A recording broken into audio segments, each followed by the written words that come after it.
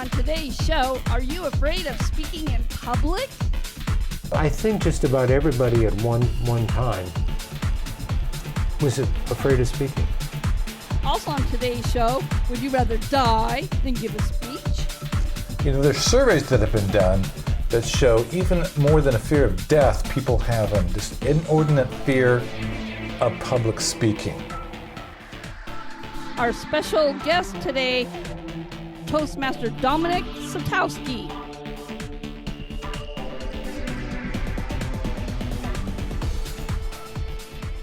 Hi, welcome to Canfield Company. I'm your host, Rob Canfield. In the studio today, I have with me my co-host, Tana Canfield.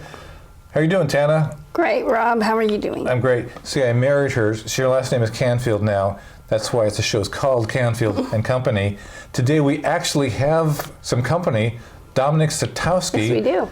Welcome to the show, Dominic. Thank you very much. We're going to be talking about something that a lot of people are afraid of talking about, and that is public speaking. You know, there's surveys that have been done that show even more than a fear of death, people have this inordinate fear of public speaking. And it's amazing to me that this is true, but it is. People are afraid to speak in public. Now, this is problematic for a lot of you because you have to do things like give sales presentation or present an award at your club or speaking to an audience about something that you want to advocate for. So if you're afraid of public speaking and you have to do these things as part of your job or as part of your regular life, you're in a little bit of trouble. But today we have some good news. We brought Dominic Sitowski on, and Tana and myself. We're all members of Toastmasters International, and we're going to talk about how this club can help you. Dominic, yes, you've been a public speaker for a long time. Tell us a little bit about your background. When did you get started with public speaking? Oh, wow. 1962, I worked at KBCH in Lincoln City. And that's when I started, while I was still in high school. Yeah. And then military, I was in the military, AFKN, AFRTS, KPG Television. And then here in this town, oh boy, KOIN and KYXI, which I don't think exists anymore. I remember KYXI. You do? I do. Oh, okay, yeah. And then Keyed Radio, all over. New York, not a big station in New York, WAIS in New York and Arizona and all over the place. Now, you've been a member of Toastmasters for several years. 9 years. 9 years. Mm-hmm. And do you agree with me that a lot of people have this inordinate fear of public speaking? A lot of people do. Yeah. And it's, as we were talking about before the show, false evidence appearing real. And nobody's going to attack you when you're speaking. Nobody's physically going to hurt you. But inside our brains, there's a place in our brains called the limbic system. And that limbic system kind of short circuits the frontal part of our brain. You've heard people say, I don't know, I get in front of a microphone and I can't think anymore. You know? Exactly. Well, that's kind of what's going on. Yeah. You know. And so consequently, if you can get past that, you can use your brain. You can actually speak up and speak out. And I'm going to make a statement before I even get into some of this stuff. If you are not a good speaker or haven't spoken very much, just going through one manual will change your life. I agree. It will completely change your life. Mm-hmm. And if you don't believe me, or that's not true, you join and go through one manual. And if that isn't true, I'll buy you lunch. And I'm a cheapskate. Yeah, and I totally agree with that. I totally agree with that. You know, one of the favorite parts of my Toastmaster experience is seeing someone join the club and they're scared to death of speaking. Mm-hmm. And they give that first, what's called the icebreaker speech. Mm-hmm. Yes. And you even watching them do the icebreaker speech, you see them just relax just a little bit. And then they do a couple of other speeches, a couple of other projects, and by the fourth or fifth speech, the transition is just amazing. They have such great confidence. Yes. They are having a good time, and they're actually more effective than they ever thought they could be just within 3 or 4 speeches. Watching that change Yeah. is exciting for me. That's the best part of being Because in the club. I think just about everybody at one time was afraid of speaking. Exactly. And what I do is I kind of go inside myself and identify with that so I can be sensitive to that brand new speaker. And one of the things Toastmasters does, and what our club does really well, is people come in with a supportive atmosphere Yes. to get you over that Right. hump. Okay? Can I comment on that? You bet. So when I joined a different club than the one I'm at now. And I can always remember one of the members, a longtime member, and he told me, he said, Tana, that feeling that you feel in your gut, inside yourself, he goes, those are your cheerleaders. Those are, they're cheering for you. They're butterflies. So, think of them as your cheerleaders. And I never forgot that. And after my first speech, I loved doing it. And that's the other thing, you really find out more about yourself, I believe. You don't know that you have this potential inside of you. I didn't know. And I went, wow, I love this. But before that, yes, I was scared, fearful, thinking, oh my goodness, is anything going to come out of my mouth? And it did. Exactly. 'Cause So it's very exciting. It's just a skill that everyone can learn, and it's so important because human interaction like this is the most important skill that anyone can have. People can text all day and be on Facebook all day, but that's not nearly as effective as being able to speak to someone face to face. Not I only agree. at work, Yeah. but with advocacy groups, at any group you were with, you need to be able to speak effectively to be successful.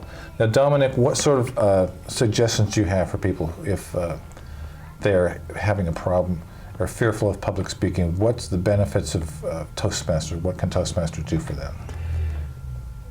One of the things that we have great difficulty doing, and I don't know why, is having people work with a mentor. Yes. And a mentor can help you. You can give your speech to that mentor ahead of time. And so you're giving a second speech when you really give it to the group. Right. And the mentor's been through this process. Most of them have been trained. You can pick and choose the mentor of your choice. And that way, you really get a step up. But it's hard to get people to do that because they don't want to ask for help. And I don't know why that is. I sometimes ask for help, and I was a professional speaker before I joined Toastmasters. Right. Because I'm a little unsure. Sometimes I risk. Yeah. And as you know, sometimes you don't like some of my risks. They went a little bit too far. But nevertheless, with having a mentor will help you get over that hump. And that first speech that you give is about yourself. Right. I mean, you've talked about yourself before in your life. Right. You bet. So that's all you're doing. You're just sharing from 4 to 6 minutes a little bit about yourself. You can have notes Right. if you like, and most people do when they first start. Oh, I did. I definitely did. But after a while, it becomes very simple. You have an open, you make 3 points, and you do a close. Yeah. Almost anybody can do that. And it's important that the intro ties in with the conclusion. Mm-hmm. And a lot of times, humor, surprises in speeches. You can even have a plant in the audience, somebody that you know. That always makes you feel more confident and comfortable too. Mm-hmm. That you know that there's somebody out there that's cheering for you. That's always helpful. And at almost all Toastmasters Club, and I think the ones we're members of, Moser's Community Toastmasters in Portland, it's an extremely supportive environment.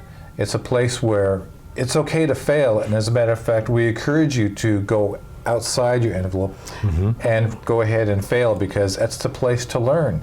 No harm done.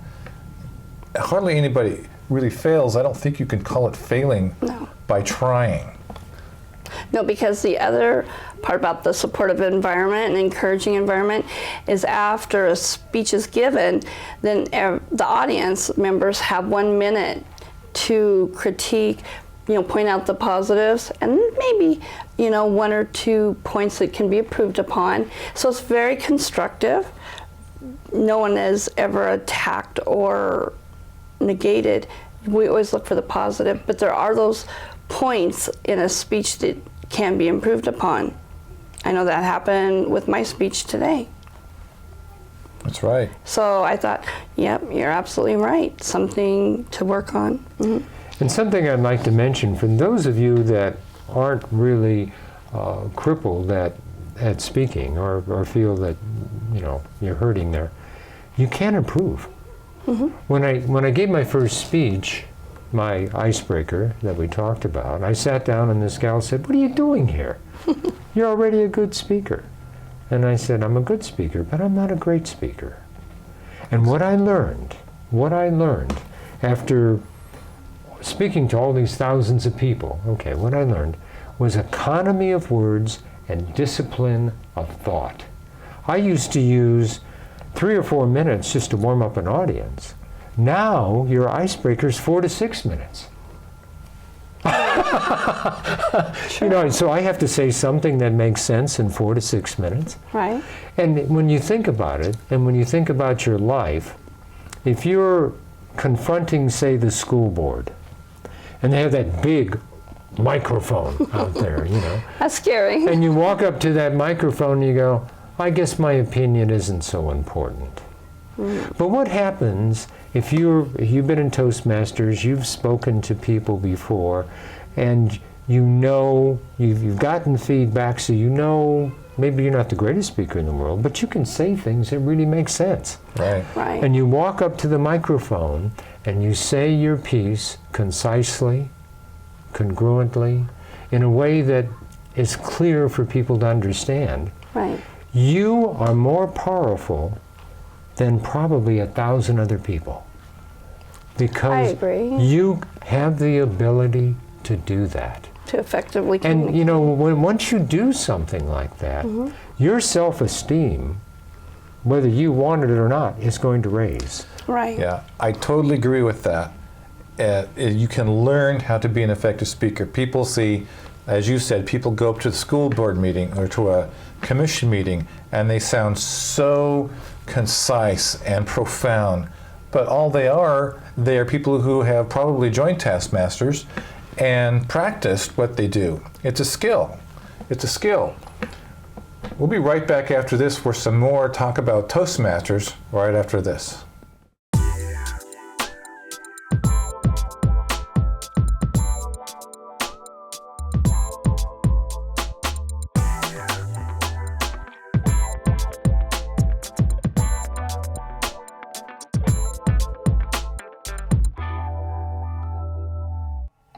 Hi, welcome back to Canfield Company. I'm Rob Canfield, your host. With me in the studio today is my co-host Tana Canfield and our special guest, Dominic Sitowski. Thanks for being with us today, Dominic. Tough name. It is. It is. I should make you pronounce it in Polish. Sitowski. Sitowski. Okay, Sitowski. Dominic Sitowski. Yeah, the W is a V, but anyhow. Okay. We've been talking about Toastmasters and how you can learn how to be a better speaker via Toastmasters. So we've talked about how Toastmasters can help in the previous segment. Right. This time, let's talk a little bit about how an average Toastmaster Club meeting works. So, for instance, Moser Community Toastmaster, 9 o'clock rolls around, it's when we start. What happens? Well, actually, Rob, if I can just back up a little Sure. bit. Because, especially with your leadership and the other leadership there, a lot goes on before the meeting. A lot of planning. Right. We have signs so you can find your way to the Right. Toastmaster meeting. There's somebody there to greet you, Yeah. give you a schedule. Right. Somebody's there that makes coffee because our meetings are in the morning and you want to get some We- caffeine in energy. you. Right? Breakfast of Champions. Yeah. And so consequently, and then the Toastmaster needs to make sure everybody's there so they have their Right. roles already set. And I hate to keep bragging about our club, but it is rather unique It is. because most of our stuff is done ahead of time Right. and it's run. In fact, we keep getting comments. They say, "I've visited a lot of clubs, but your club is really well organized." It really is. And so that structure gives people comfort. So at Toastmasters Club, so we did all the preparation, Dominic. Coffee's made, got a few snacks, everybody's saying hello, getting the roll straightened out. Then what happens? Well, usually the president goes up and he recognizes anybody in the audience that it might be a visitor. Right. And recognizes them, asks a little bit about why they're there or whatever. Then after that's done, we usually we have a little Toastmaster pledge thing that we do. And then the president, or not the president, Toastmaster of that particular meeting comes up, and he's like an MC. Right. He's taking over the meeting. And then he has an evaluator talk about, well, first of all, the roles. Right. The different roles. And the roles we have is, we have a grammarian that if you go, you know, remember all the things Obama used to do when he was ad-libbing? Yeah. Okay, you don't hear much of that in our club. He was great when he was just reading the script, but I just did it myself. You hear that? Okay. Yeah.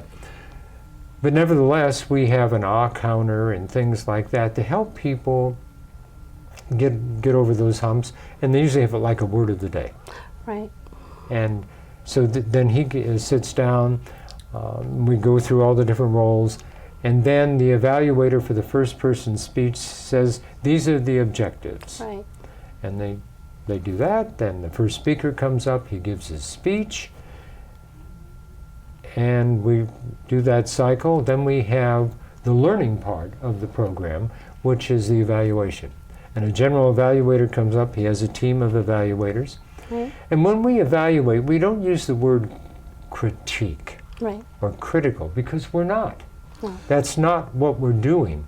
What we do, we use the sandwich method, and everybody knows what that is. We start out saying what the person did well. And if you're a brand new speaker, if you get up there and you don't vomit on the stage, you've won. Yeah, you Absolutely. have. That's You've the key. won, okay?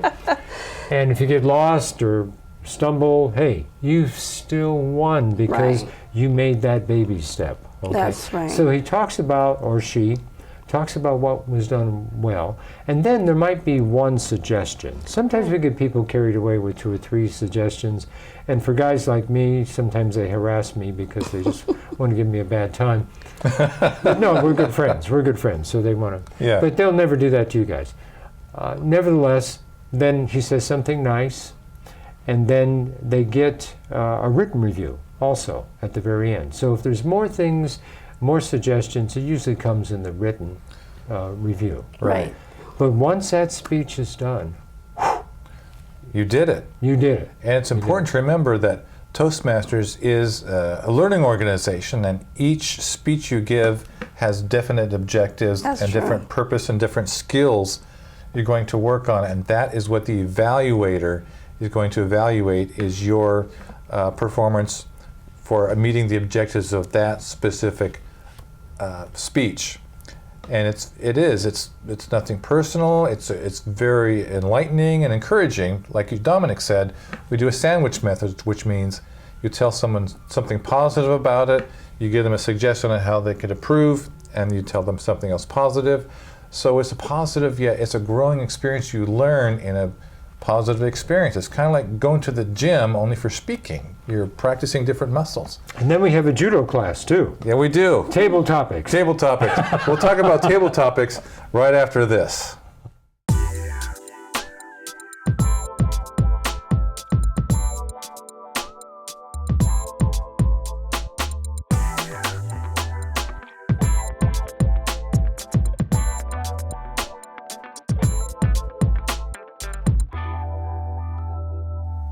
Hi, welcome back to Canfield Company. I'm your host, Rob Canfield, with my co-host, Tana Canfield, and Dominic Sitowski, another fellow Toastmasters. So as we mentioned, we're a part of a Toastmasters club. There's hundreds of them just in the Portland area Right. alone. So let's say you're a new person, Dominic. You looked up on the internet and you said, hey, I want to come to this Toastmasters club. So you go to a meeting. So what happens? I'm a new person. I come to a meeting. What happens next? Well, when you come to the meeting with our club anyhow, and I can only speak for our club, I've been to many other clubs, but our club's kind of unique. We're pretty organized. When you come in, somebody's there to greet you. Yeah. And they'll give you a schedule, give you a name tag, find out a little bit about you, Right. and offer you a cup of coffee. We have coffee in the morning because we have morning meetings. Yeah, so we're awake. And depending on the person's abilities, we mentioned that there's a part that they can actually speak if they want, called table topics. Right. But they don't have to. Right. They don't have to. But nevertheless, they'll be offered that. And we also mentioned that we'll ask for some feedback later and see how we're doing. Right. And that's it, basically. We just try to make them feel comfortable, and they can watch safely. They don't have to do anything. They can vicariously enjoy. That's right. You can sit there and just watch the meeting, or as you said, if you so choose, if you're new, there's this section called Table Topics, where the Table Topics master gives you a question or a scenario, and you get to pontificate for a minute or two off the top of your head. That's a big word, I know, but that's what you get to do. You get to, off the top of your head, you get to speak riff? for 1 to 2 minutes. A riff. It's kind of like word jazz, isn't it? Right. Yeah. Yeah.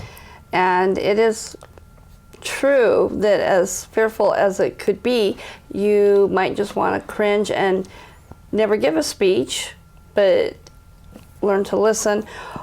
Or you might just want to run off the stage, but instead I'm going to give you an illustration of what helped me. So I was, pumped up, excited to give my speech, but then all of a sudden there's that fear or flight decision. Will anything come out of my mouth? So the answer to that was, a club member told me, you got cheering butterflies. That's what that feeling is in your gut. Yeah. When you're all anxious and everything, just let those butterflies cheer you on. And I have never forgot that. And it really has helped me.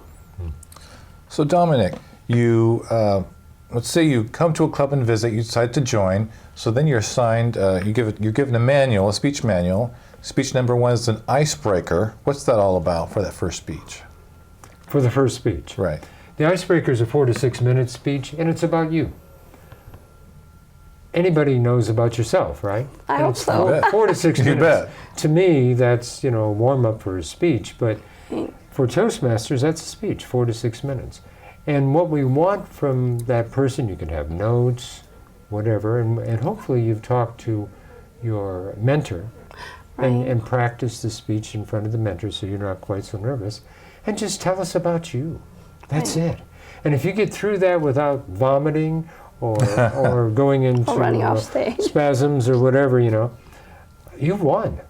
And not only have you won, but the audience is going to cheer you on because most of us, at one time or another, have been there. Oh, Absolutely. yes. And so we know, and I think you will know that they know because of their compassion and empathy. Now, in our club especially, tell us more about how much the mentor means. And we don't just throw people to the wolves for their first speech. They get some great support. Tell us about the mentor program. But anyhow, we'll match you up with a mentor that'll walk you through these things. You don't have to figure it all out by yourself. Exactly. There's plenty of help. We make it as easy and as non-threatening as possible. Yeah. And one thing that we didn't talk about that I think we should, go to the international, just type in Toastmasters International. Yes. Go in there and type in your address. You'll see clubs all around your home. True.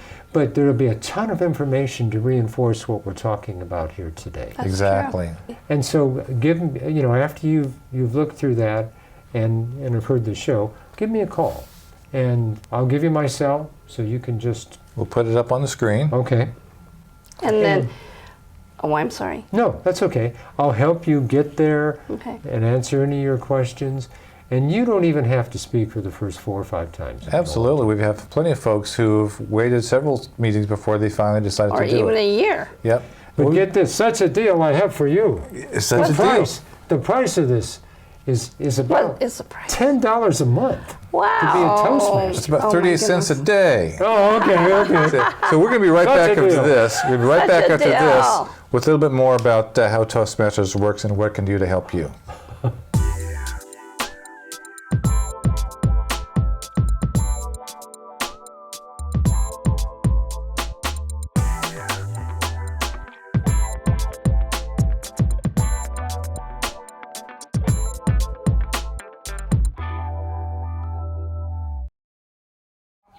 Thanks for coming back to Canfield Company with Tana Canfield, my co-host, and special guest Dominic Sitowski. Dominic, give them the call to action. What do they need to do now? Next step. As I mentioned before, go to the international webpage and plug in your address. You'll see clubs all over the place. After that, give me a call. My telephone number, which you're going to put up on the screen. I'll give you my cell. And I'll help you or answer any of the questions that you didn't get. And then invite you to come to one of our meetings. You don't have to do anything. Just sit there and enjoy what's going on and see if this makes sense for you. But I'm pretty sure almost everybody and anybody is going to get something out of Toastmasters. I agree. Exactly. Don't you, Tana? I definitely agree. Totally a great benefit to learn this kind of skill. There was one guy came into our club that was going to be fired if he didn't learn how to speak in front of people. Within 3 or 4 speeches, he was getting people falling down laughing because he was so good. That's I won't so say cool. his name because I don't have his permission. But nevertheless, that's the kind of thing that can happen very quickly. It happens at every meeting. That happens. In a way, yes. It happens every meeting. Yes. Thanks again for being on the show, Dominic. Glad to have you. If you have any questions about our club, call Dominic. He'd be happy to answer the questions you have, and he's going to invite you to the meeting. And I'll put the address of our club on the screen. If you have any questions or comments about the show, feel free to give me an email shout out, robert@robertcanfield.com. You can see previous shows at our website, robertcanfield.com. So that's it for this episode of Canfield & Company, and I hope you guys have a great Canfield & Company day.